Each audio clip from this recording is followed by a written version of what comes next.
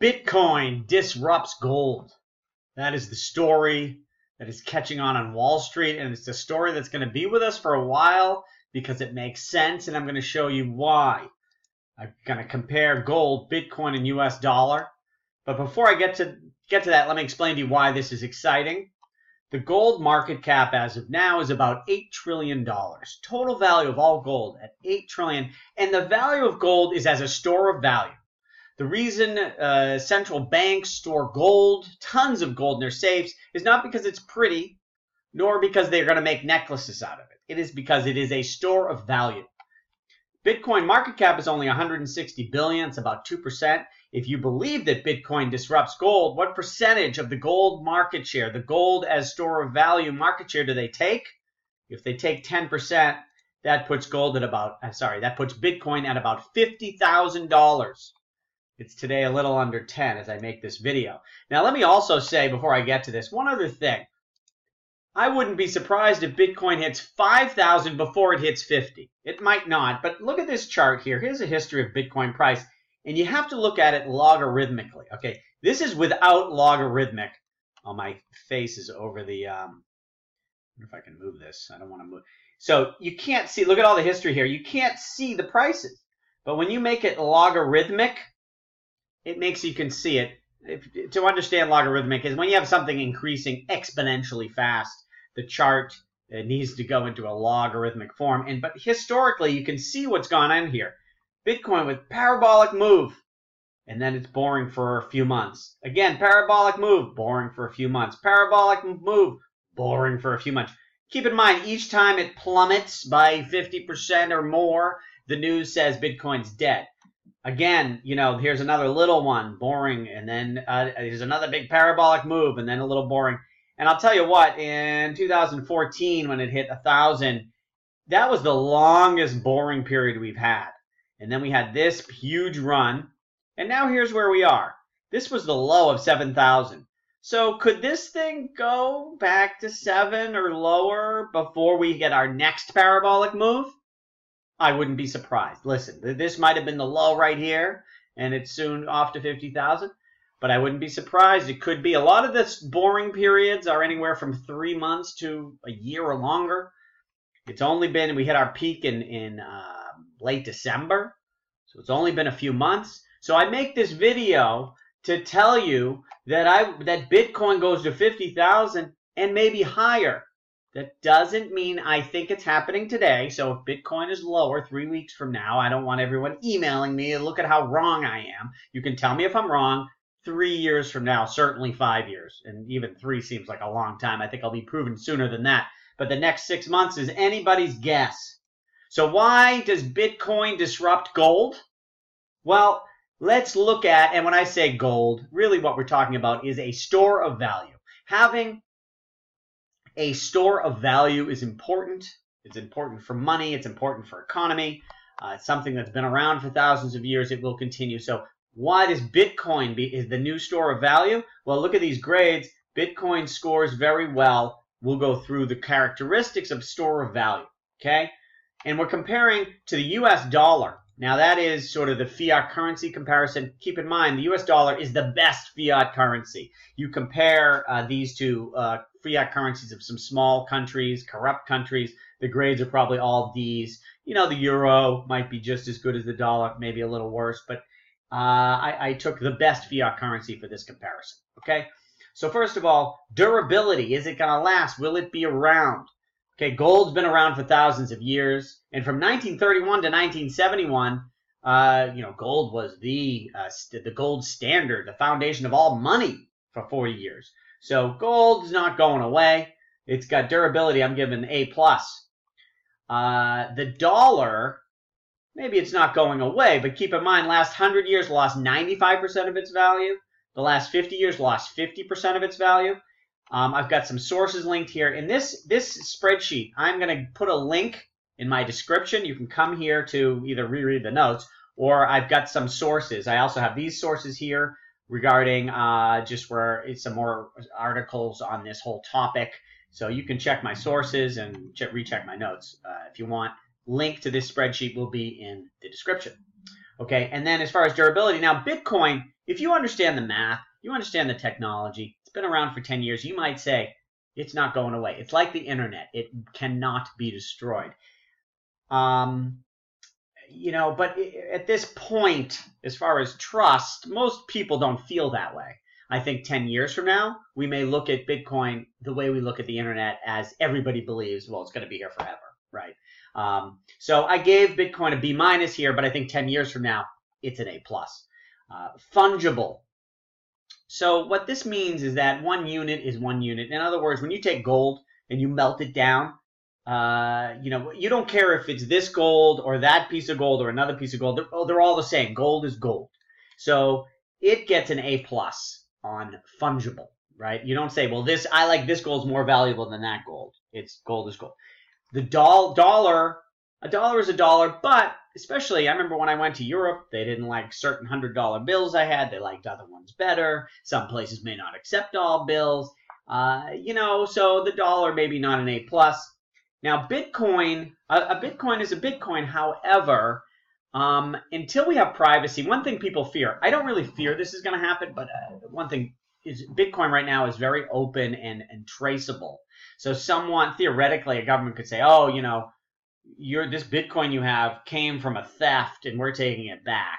I don't know how they could do that. I don't think that's going to happen. But people are concerned about the fungibility of Bitcoin because your Bitcoin could be traced to some illicit thing, and then those become illegal, and then that Bitcoin's not worth the same as another Bitcoin which wasn't involved in something bad in the past. None of that is happening. I don't think it will, but people believe that it could. So I only gave it a B. But again, when Bitcoin privacy is coming to Bitcoin through the Lightning Network, it appears. I don't know when exactly, but when privacy gets here, again, Bitcoin becomes an A plus. But for now, maybe not. Portable. Gold loses on this one. It's big, it's heavy. Most times when people trade, if someone has a lot of gold, you know, to move it, you're talking very expensive and risky.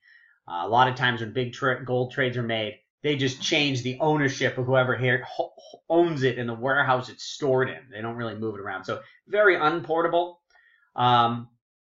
Dollars, obviously pretty portable, especially if you're in the U.S., transferring within the same bank. Otherwise, it can take a day. There's some fees. International can take a few days. It's not bad. I gave it a B.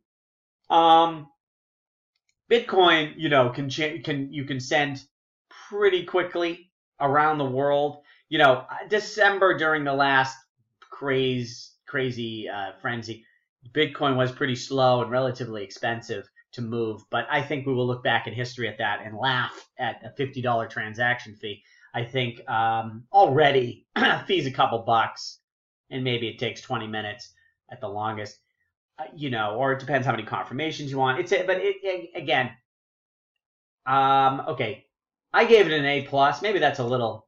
Maybe we'll make it an A because it's not 100% there yet. When it's instant free internationally, I guess that's A plus. It's better than the dollar and way better than gold. So we're giving Bitcoin an A on portable. Verifiable. It's pretty hard to counterfeit gold, but you could gold plate something that's heavy maybe and maybe try to get away with it. Counterfeit bills are difficult. Kind of possible on older bills. I don't know. I think those both I gave them A minuses. But Bitcoin is mathematically, you can prove it 100% that this Bitcoin is real or not. Pretty easy. Gets an A plus. Divisible. So gold is difficult for dividing up. I mean, you can chop up or melt down a piece of gold. If you want a really small dollar amount, you know, you get a little grain of gold. Kind of difficult. And even if you can do it, you know, I don't know if you have a melting machine and a chopping and a scale and everything. So I gave it a C. It probably should be lower than that. It's pretty hard to sort of divide up your gold. Dollar is pretty dividable only to a penny, but a penny's pretty worthless these days. So I gave dollar an A. Bitcoin divisible up to 8 decimal points. That's pretty easy. Gets an A plus. Scarcity. Gold. There's a fixed amount of gold on the planet Earth. As far as the gold that humans can use, we dig it, we mine it out of the ground. I assume mining worldwide is relatively stable, growing figure. I guess that could, if Elon Musk comes up with a new way to mine, the supply could go up. But it's probably relatively supply and somewhat predictable. So I gave it an A. Dollar, listen, in 2008, the government created, went from 1 trillion to 4 trillion, maybe more, $4.5 trillion. They created them. I didn't give it a D or D minus because although they created these dollars, they didn't just give it to banks, they loaned it to banks that are supposed to pay back, and they never will, but still it's different than just giving it. And why is my hair sticking up? Oh boy.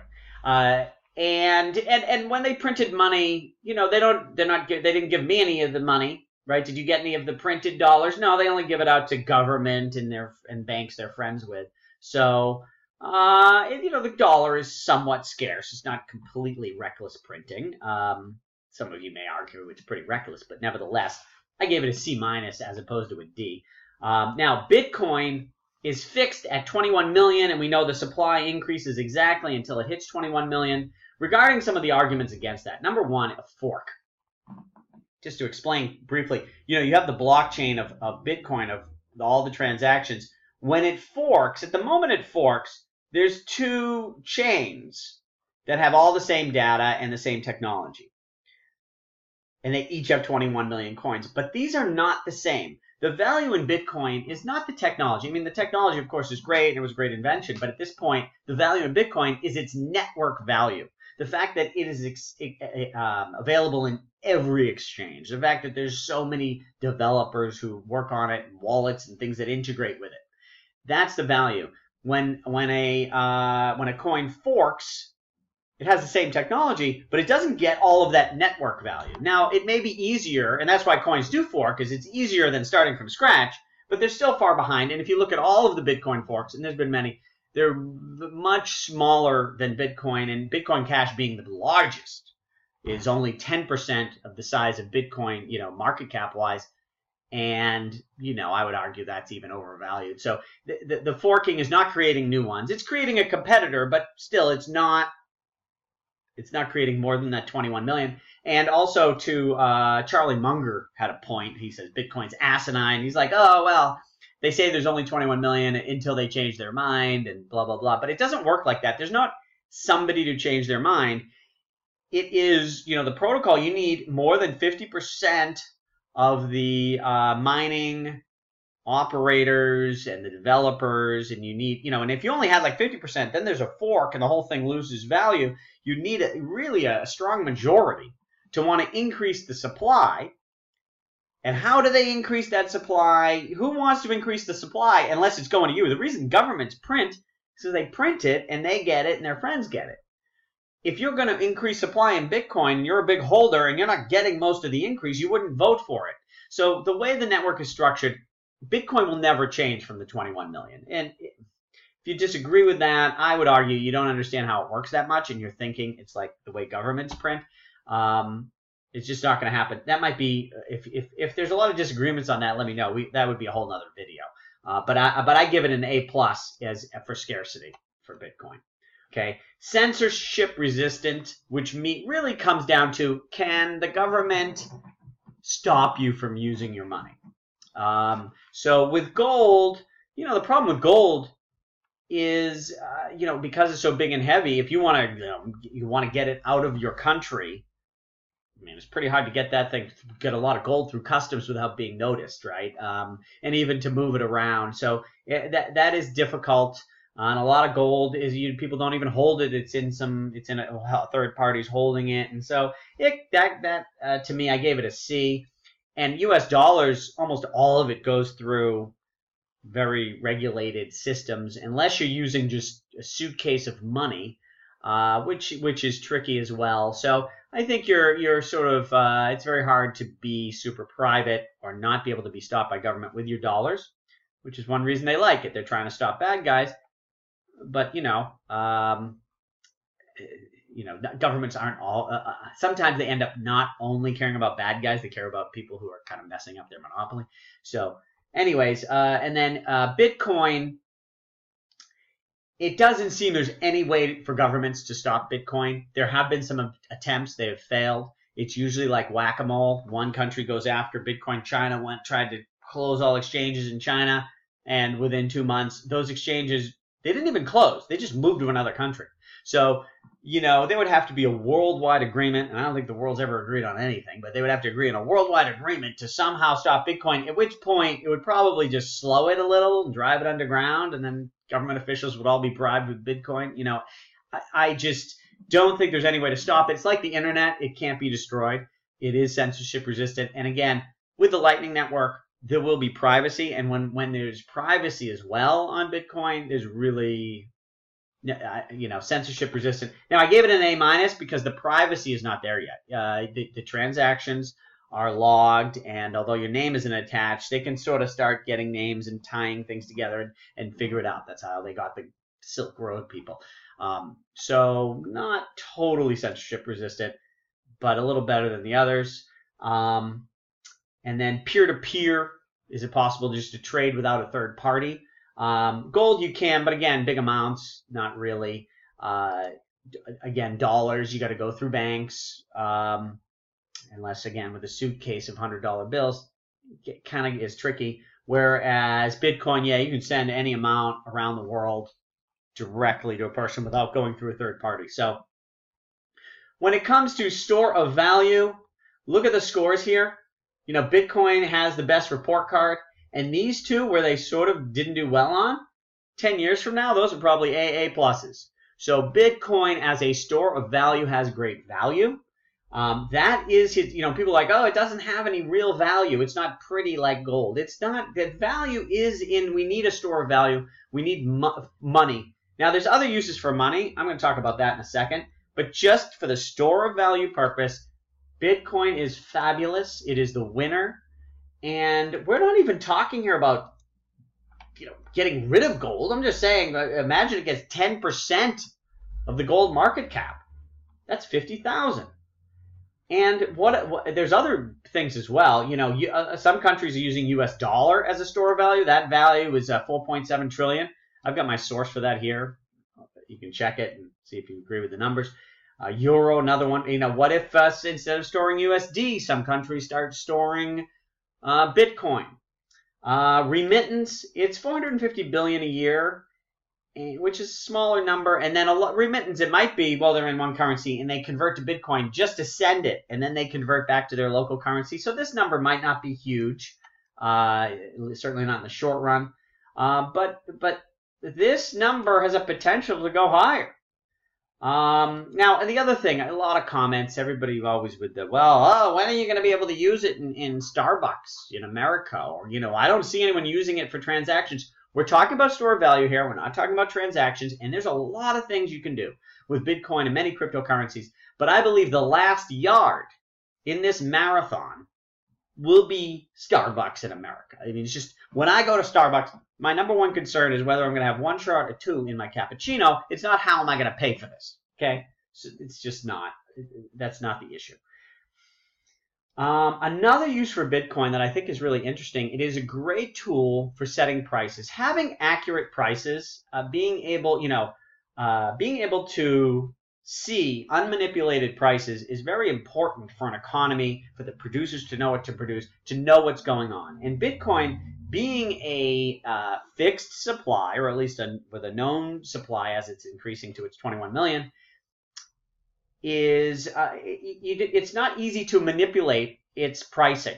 Right now, when it comes to currencies, what currency are most currencies priced in?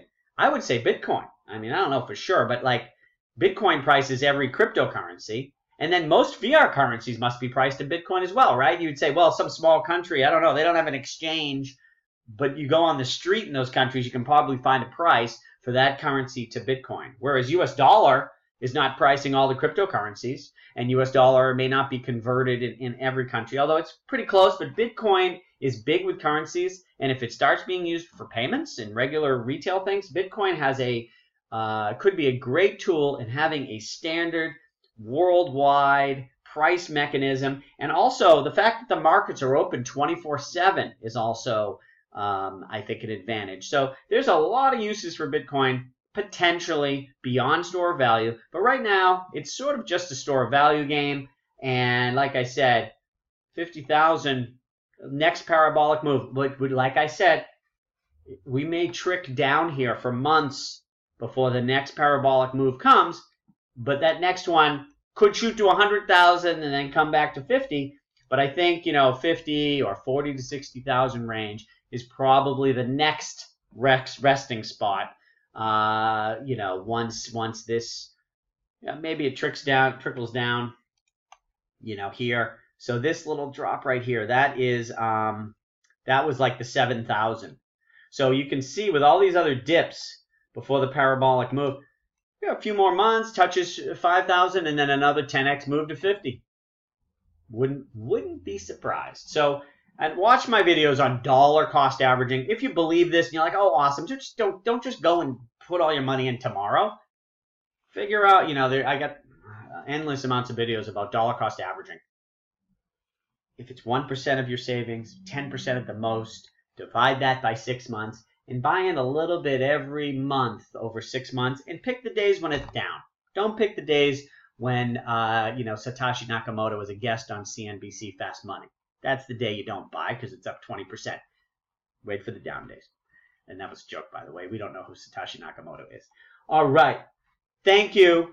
And let me know your thoughts.